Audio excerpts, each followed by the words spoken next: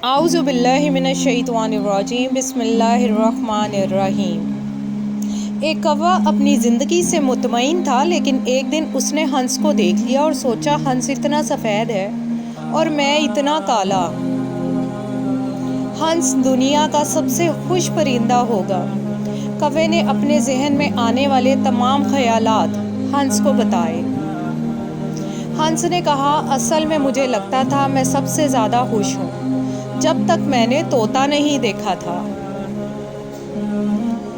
तोते के पास दो मुख्तलिफ रंग हैं। अब मैं सोचता हूँ तोता सबसे ज़्यादा खुश होगा।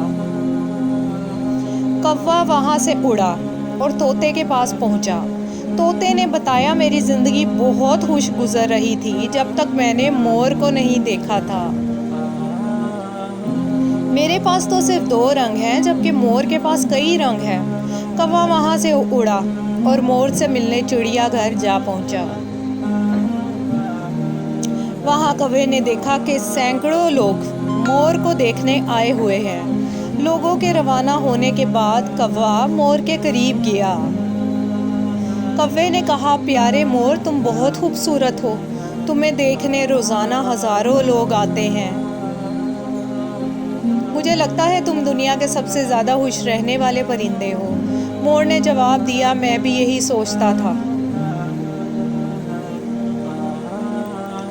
मैं सबसे खूबसूरत और खुश परिंदा हूँ, लेकिन मैं अपनी खूबसूरती की वजह से ही चिड़ियाघर में कैद हूँ। मैंने चिड़ियाघर पर काफ़ी गौर किया और मुझे अंदाज़ा हुआ कि सिर्फ कौवा वो वाहिद परिंदा है जो चिड़ियाघर के किसी पिंजरे में कैद नहीं।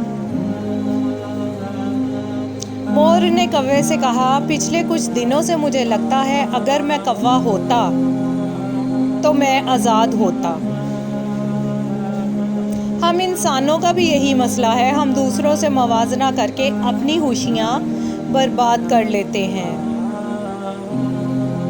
हमारे पास जो कुछ भी है हम उसकी कदर नहीं करते और ये सोच हमें एहसास कमतरी की तरफ धकेल देती है।